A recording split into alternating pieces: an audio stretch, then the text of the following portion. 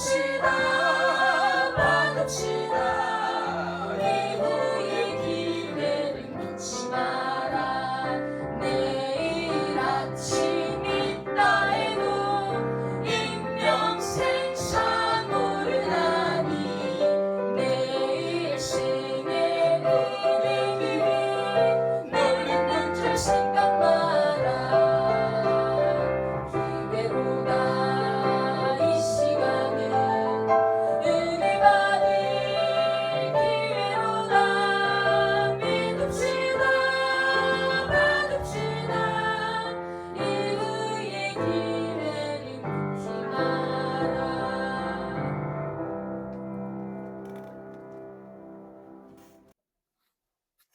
오늘은 마태복음 4장 12절 말씀부터 17절 말씀까지 우리 한 목소리로 합독합니다. 예수께서 요한의 잡힘을 들으시고 갈릴리로 가셨다가 나사렛을 떠나 스불론과 납달리 지경 해변에 있는 가버나움에 가서 사시니 이는 선지자 이사야로 하신 말씀을 이루려 하심이라. 일렀으되 스불론 땅과 납달리 땅과 요단강 저편 해변길과 이방의 갈릴리여, 흑암에 앉은 백성이 건 빛을 보았고 사망의 땅과 그늘에 앉은 자들에게 빛이 비치었도다 하였느니라. 이때부터 예수께서 비로소 전파하여 가라사대 회개하라, 천국이 가까웠느니라 하시더라. 아멘. 오늘부터가 예수님의 공생의 사역에 있어서 진정한 출발점이 되는 것입니다. 그동안 예수님은 공생애를 시작하기 전에 준비 단계로 요한에게 세례를 받으시고, 그래서 다시 한번 성령의 충만을 받으셨고, 이 성령 충만으로 3번의 마귀 시험을 이기시고, 이제 그야말로 본격적인 예수님의 공생의 사역을 시작하게 된 것입니다. 오늘 본문 16절 말씀에 흑암에 앉은 백성이 큰 빛을 보았고 사망의 땅과 그늘에 앉은 자들에게 빛이 비치었도다 라는 말씀에서 큰 빛으로 오신 예수님이란 제목으로 말씀을 상고해 보도록 하겠습니다. 공생의 사역의 본격적인 출발점에서 마태는 예수님을 가리켜 큰 빛이라고 표현했습니다. 오늘은 이 큰 빛이신 예수님과 더불어 성경에 나오는 빛에 관해 말씀을 드리고, 이 큰 빛 되는 예수님을 모셔드리는 회개에 대해 다시 한번 말씀을 드릴 때에 큰 은혜의 시간이 되기를 축복합니다. 예수님이 이 세상에 빛이라고 하신 말씀은 주로 요한복음에 많이 나오는데, 요한복음 1장 7절에 보면 세례 요한이 자기 자신을 가리켜서 이 빛이신 예수님을 증거하는 사람이라고 하셨고, 요한복음 8장 12절, 요한복음 12장 46절에는 예수님이 스스로 나는 세상의 빛이라고, 나는 빛으로 세상에 왔다고 말씀하셨습니다. 이렇게 예수님의 공생의 첫 출발점에서 예수님이 큰 빛으로 오셨다는 이 말씀을 한 것은 빛이 우리들에게 얼마나 필요하고 중요한 것인가에 대해 생각하게 합니다. 여러분, 하나님이 이 세상을 처음 창조할 때도 제일 먼저 만드신 것이 빛이잖아요. 아무튼 이 빛의 존재, 빛의 역할이 너무나 중요해서 무에서 유를 창조하는 이 세상의 출발점에서도 제일 먼저 빛이 나오고, 죄로 인해 어두워진 이 세상 사람들의 마음을 생명의 빛으로 비추어주는 예수님의 이 빛의 사역도 너무 중요해서 공생의 첫 출발점에서 이 빛으로 오신 예수님을 마태는 제일 먼저 증거하고 있는 것입니다. 사실 예수님과 빛에 대한 문제는 예수님의 탄생과도 연관이 있어요. 여러분, 예수님께서 이 땅에 태어나신 정확한 시간은 우리가 알 수가 없지만 확실한 것은 예수님이 태어나신 시간대는 캄캄한 밤이었다는 것입니다. 이 사실에 비해 불교의 창시자 석가모니는 꽃이 피고 새들이 노래하는 낮 시간에 탄생했지요. 우리 예수님은 추운 겨울 캄캄한 밤중에 태어나셨는데, 우리가 예수님의 생일을 12월 25일로 정하여 지키고 있습니다만은 사실은 정확한 날짜를 알 수가 없습니다. 다만 그때 교회가 그 당시 로마 제국의 동짓날을 예수님의 탄생일로 결정한 데서 비롯되었을 뿐입니다. 즉 12월 25일은 그 당시 로마 제국의 동짓날이란 것입니다. 그런데 이렇게 한 것은, 즉 예수님의 생일을 동짓날로 정한 것은 분명 이유가 있는 줄 압니다. 여러분, 동지라는 것은 그날에 밤이 가장 긴 날이지 않습니까? 그 이후부터, 동짓날 이후부터 밤은 점점 짧아지고 낮이 점점 길어지기 시작하는 것입니다. 다시 말하면 예수님이 오심으로 인하여 캄캄한 밤의 세계, 어두움의 세계가 서서히 물러가고 밝은 빛의 세계가 점점 다가온다는 말입니다. 할렐루야. 다시 한번 큰 빛으로 오신 예수님을 다 함께 찬양하기를 원합니다. 할렐루야. 여러분, 죄송하지만 여러분, 도박하는 분들이 제일 좋아하는 게 뭔지 아세요? 바로 빛이에요. 광 말입니다. 광. 도박 중에 최고가 장땡이가 아니고 뭐예요? 광땡이잖아요. 장땡이를 이기는 게 광땡이. 빛이, 광이 두 개가 겹친 것이 최고라는 것인데, 이 말은 이 세상도 그만큼 빛이, 광이 최고라는 것을 이미 알고 있다는 이야기일 것입니다. 우리나라 고대 역사에도 당군 조선시대가 있었어요. 당군 조선시대 그 이전에는 환웅이 통치하는 배달국이 있었고, 그 이전에는 환인이 통치하던 환국이라는 나라가 있었어요. 이 환국이라는 나라가 쉽게 말하면 환한 나라, 즉 빛의 나라 환국입니다. 여러분, 세상이 어둡지 않고 밝다는 것을 우리말로 뭐라고 그래요? 환하다고 그러잖아요. 환하다. 환한 세상, 즉 환국이 빛 대신 예수님의 통치가 제대로 이루어진 나라가 아닐까 생각해 보는 것입니다. 그럼 본문으로 돌아와서 12절부터 말씀을 보겠습니다. 예수께서 요한의 잡힘을 들으시고 갈릴리로 물로 가셨다가 나사렛을 떠나 스불론과 납달리 지경 해변에 있는 가버나움에 가서 사시니, 구약의 마지막 선지자인 세례 요한이 동생의 아내를 취한 그 당시에 헤롯 임금의 죄악을 책망하다가 감옥에 투옥된 것입니다. 소위 국가 원수 모독죄로 투옥된 것입니다. 여러분, 당시의 세례 요한은 영적 무지와 불신 가운데 있는 이스라엘 백성들에게는 분명 큰 희망의 등불이요 정신적인 지주였지만 막강한 권력 앞에서는 무력할 수밖에 없었습니다. 백성들도 속으로만 원통하고 억울해했지 감히 입으로 행동으로 표현할 수는 없었습니다. 이러한 때에 예수님께서도 잠시 갈릴리로 물러 가셨습니다. 왜냐하면 세례 요한이 투옥되자 종교 지도자들의 비난의 화살이 예수님께로 돌려졌기 때문입니다. 무엇보다도 그것보다도 더욱더 예수님은 아직 하나님의 때가 되지 않은 것을 아시고 그들을 대항해서 싸우지 아니하시고 자신의 고향 나사렛에 가서 거기서 잠깐 복음을 전하시고 그 후에 이 나사렛을 떠나 가버나움에 가서 사셨는데, 이 가버나움은 그 이후부터 예수님의 복음 사역의 중심지가 되었습니다.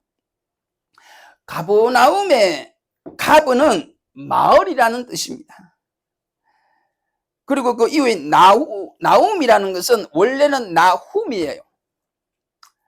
유명한 나움 선지자가 있잖아요. 그리고 이 나훔의 뜻은 위로라는 말입니다.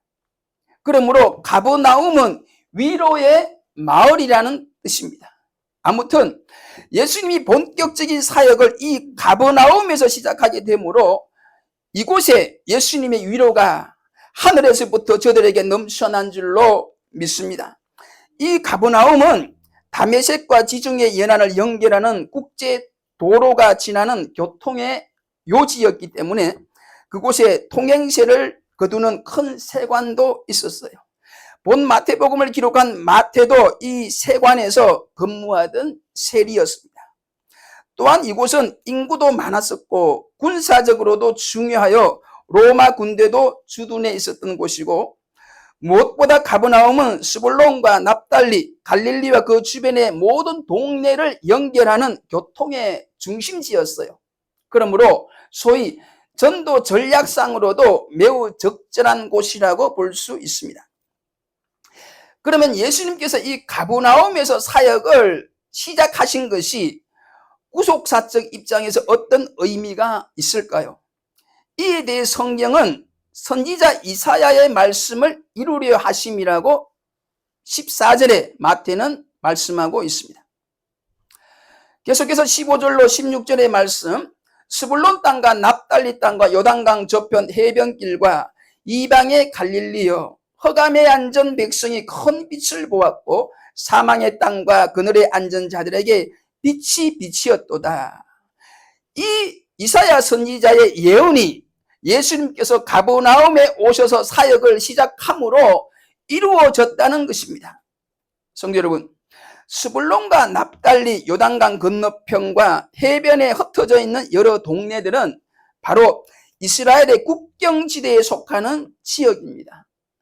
그래서 이 지역들은 수백 년 동안 끊임없이 여러 강대국들의 침략을 받고, 그래서 자연스럽게 혈통도 순수하지 못했습니다. 그리고 도덕적으로도 많이 타락해 있었으며 종교적으로도 그 순수성을 잃은 지 오래되었습니다. 그래서 이사야는 이들이 흑암에 앉았다, 그리고 사망의 땅과 그늘에 앉았다고 말하고 있는 것입니다. 그러나 이들이 큰 빛을 볼 것이라고 예언했는데, 이 예언의 말씀이 예수님께서 가버나움에 와서 본격적인 사역을 시작하심으로 성취되었다고 마태는 지금 기록하고 있는 것입니다. 그러므로 이사야 선지자가 말한 큰 빛은 바로 예수 그리스도께서 비추는 빛인 줄 믿으시기를 축복합니다. 그런데 성도 여러분, 흑암에 앉은 자들이라고 할 만큼 죄가 많고 종교적으로도 타락한 그들에게 예수님께서 집중적으로 빛을 비추는 사역을 했는데도 사실은 결과적으로 열매가 많지는 못했어요. 이 가버나움에서 예수님께서 말씀을 가르치시고 천국 복음을 전파하시고 여러 병자들을 치료하시고 그 외에도 수많은 기적들을 보여주었는데도 불구하고 진정한 영적 부흥은 이곳에서 가버나움에서 이루어지지 않았다는 것입니다. 마태복음 11장 23절에 가버나움아 내가 하늘에까지 높아지겠느냐, 엄부에까지 낮아지리라. 너에서 행한 모든 권능을 소돔에서 행하였다면 그 성이 오늘날까지 있었으리라고 하시므로 예수님은 가버나움 사람들에 대한 큰 아쉬움을 드러낸 바 있습니다. 성도 여러분, 복음이란 게 얼마나 좋은 건가요? 너무나 귀하고 좋은 것이 복음인데, 이 복음이 똑똑한 사람, 도덕적으로 올바른 사람, 그리고 돈 많은 부자들이 들으면 참 좋을 텐데 하나님은 그렇게 하시지 않는 것 같아요.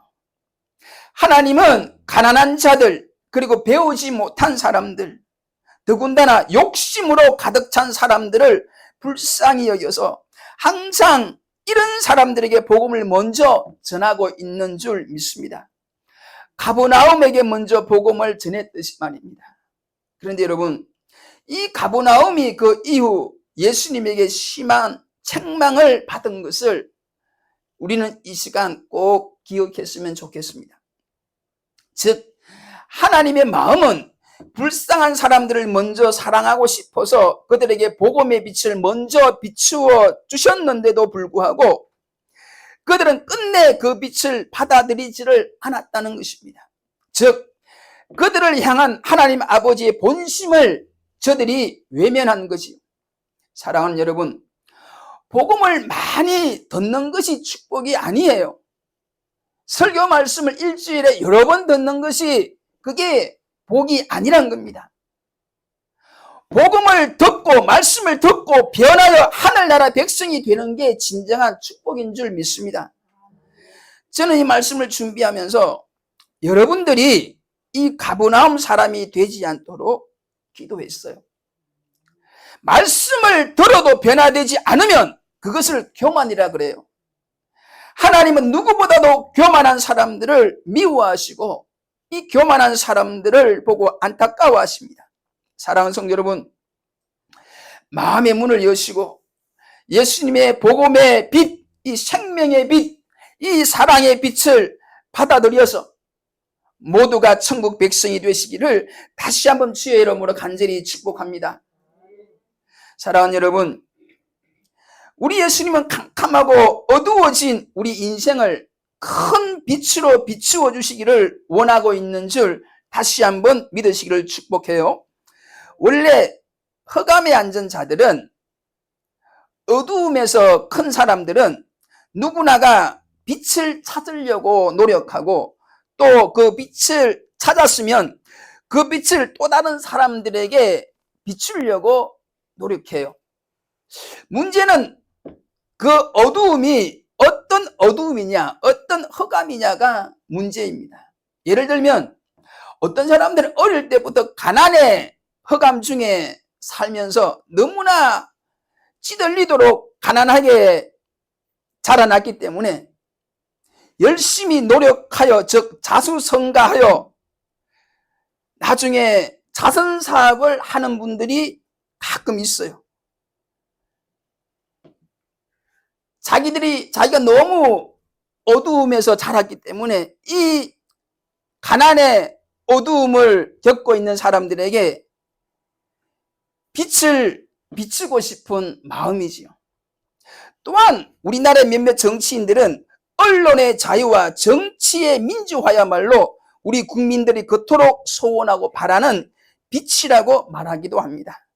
그러나 여러분, 가난한 이들에게 자선사업을 하며 가난한 이들에게 빛을 비추는 일이나 언론의 자유와 정치의 민주화를 위하여 비추는 빛은 결코 큰 빛이 될 수는 없습니다.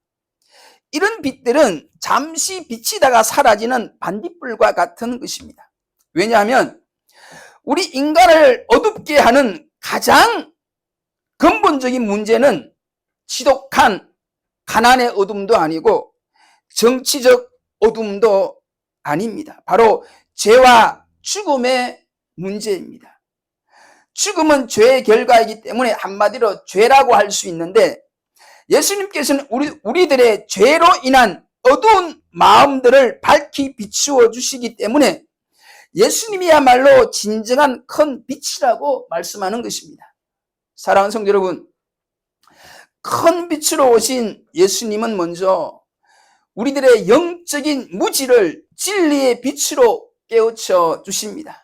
즉 하나님의 뜻이 무엇인지, 그래서 우리가 왜 죄인인지를 깨우쳐 주시고, 그리고 내가 죄인인 줄 믿고 내 죄를 위해 십자가에 죽으시고 부활하신 예수님을 우리가 믿을 수 있도록 생명의 빛을, 그 믿음의 빛을 우리들에게 비추어 주신 주님을 우리는 믿습니다. 무엇보다도 슬픔과 절망 가운데 있는 우리들에게 참 소망의 빛을, 저 천국의 빛을 비추어 주신 그 주님을 이 시간도 찬양합니다. 할렐루야. 사랑하는 성도 여러분, 우리의 죄 때문에 우리의 마음이 아무리 캄캄하고 어두워도 큰 빛으로 오신 예수님을 우리 마음에 믿으면, 다시 말해 큰 빛으로 오신 예수님을 우리가 영접하면 우리 속에 있는 모든 어둠은 순식간에 사라질 줄로 믿으시기를 축복합니다. 이 시간 큰 빛으로 오셔서 우리들을 비추어 주신 우리 예수님을 다시 한번 찬양합시다. 할렐루야. 17절 말씀을 보면 이때부터 예수님께서 무엇을 전파하기 시작했나요? 회개하라, 천국이 가까웠느니라. 예수님이 공생의 사역 첫 출발 때에 제일 먼저 주신 말씀이 회개하라, 천국이 가까웠느니라입니다. 이 말씀은 큰 빛으로 오신 예수님을 우리가 어떻게 영접할 수 있는가, 큰 빛으로 오신 예수님을 우리가 어떻게 믿을 수 있는가를 가르쳐 줍니다. 할렐루야. 우리는 이때까지 우리 마음속에 있는 무엇 때문에? 죄 때문에 우리의 마음이 어두웠었다고 말씀을 들었습니다. 죄로 인해 캄캄해진 우리 마음에 큰 빛으로 오신 예수님을 우리가 영접해야 되는데, 모셔드려야 되는데, 그래야 캄캄해진 우리가 밝아질 수가 있는데, 이 큰 빛으로 오신 예수님을 우리 마음에 모셔드리기 위해 꼭 필요한 것이 바로 회개라는 것입니다. 할렐루야. 예수님의 이 빛은 너무도 강하기 때문에, 너무나 큰 빛이기 때문에 바늘구멍만한 틈만 생겨도 우리의 온 마음을 환하게 비추어 줄 수 있습니다. 그러므로 회개라는 것은 죄로 인해 굳게 닫혀져 있는 우리의 캄캄한 마음에 큰 빛이 들어오도록, 주님이 들어오실 수 있도록 작은 구멍을 뚫는 것이 회개입니다. 예수님께서는 지금 이 시간도 칠흑같이 어두운 우리 마음의 문을 두드리고 계십니다. 계시록 3장 19절로 20절에 그러므로 내가 열심을 내라 회개하라 볼지어다 내가 문 밖에 서서 두드리노니 누구든지 이 음성을 듣고 문을 열면 내가 그에게로 들어가 그로 더불어 먹고 그는 나로 더불어 먹으리라고 말씀하셨습니다. 여러분, 예수님이 문 밖에 서서 문을 열어달라고 두드린다고 말씀하는데, 이 말은 말씀을, 복음을 반복해서 계속 우리들에게 들려주는 것인 줄 믿습니다. 믿음은 들음에서 나기 때문이에요. 여러분, 말씀을 반복해서 들으면, 다시 말해 우리의 마음을 열어달라고 하는 주의 음성을 우리가 계속 들으면 칠흑같이 어두운 우리의 마음의 벽에도 언젠가 작은 구멍이 생길 줄 믿습니다. 작은 틈이 벌어진다는 거예요. 할렐루야. 이 작은 구멍 사이로 큰 빛 되신 예수님이 우리 마음에 오시는 것입니다. 할렐루야. 다시 한번 말씀드립니다. 우리가 회개해야 천국 백성이 되는데, 회개란 것은 죄로 인해 굳게 닫혀져 있는 우리의 캄캄한 마음에 큰 빛이 들어오도록 작은 구멍을 뚫는 것입니다. 그런데 이 작은 구멍을 뚫는 것도 그리 쉽지가 않아요. 그래서 성경은 열심을 내어라, 열심을 내어 회개하라고 하시는 것입니다. 사랑하는 성도 여러분, 회개에 성공하시기를 축복합니다. 열심을 내시기를 축복해요.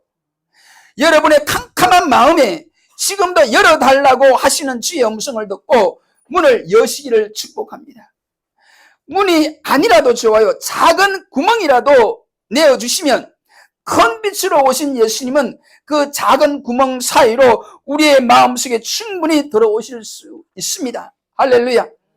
그러나 끝까지 문을 열지 않으면, 끝까지 바늘구멍만한 틈도 생기지 않으면, 즉 아무리 말씀을 들어도 마음이 완악하면, 마음이 부드럽지 못하고 단단하면, 다시 말해 끝까지 회개하지 않으면 소돔 백성들이 받은 그 심판을, 아니 소돔 백성들보다 더 책망받은 가버나움 백성들처럼 하나님의 무서운 심판을 결코 피할 수 없을 것입니다.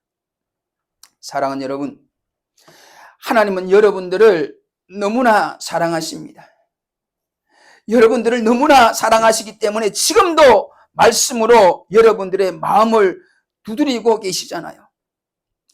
성령으로 여러분들의 어두운 마음에, 단단한 그 마음에 작은 구멍을 뚫으라고 지금도 말씀하고 계시잖아요. 그 음성을 들으시기를 축복합니다. 제발 주님을 믿으시기를 축복합니다.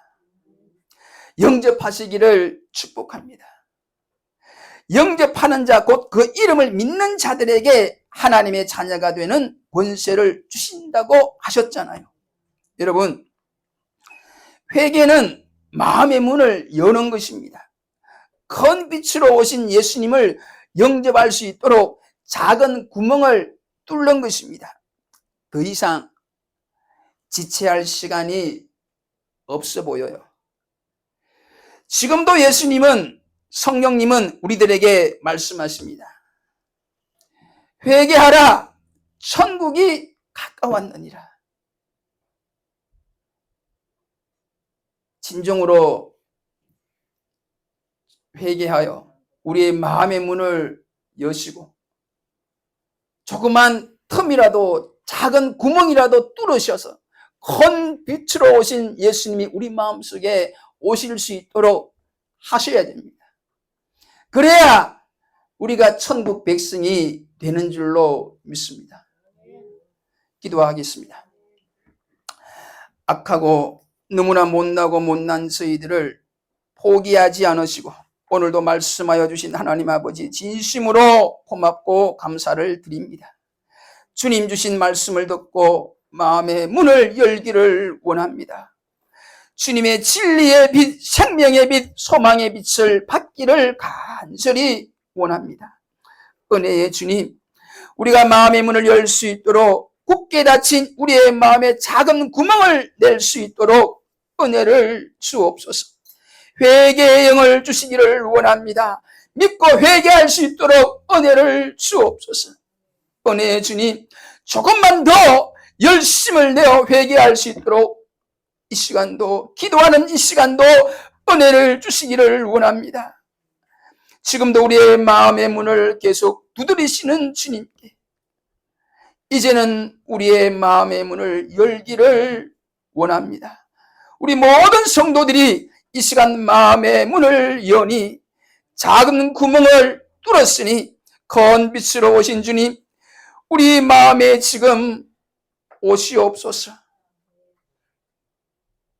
이 모든 말씀을 이제는 너희는 세상의 빛이라고 말씀하신 주 예수님의 존귀하신 이름으로 감사를 드리며 간절히 축복하며 기도 올리옵나이다. 아멘.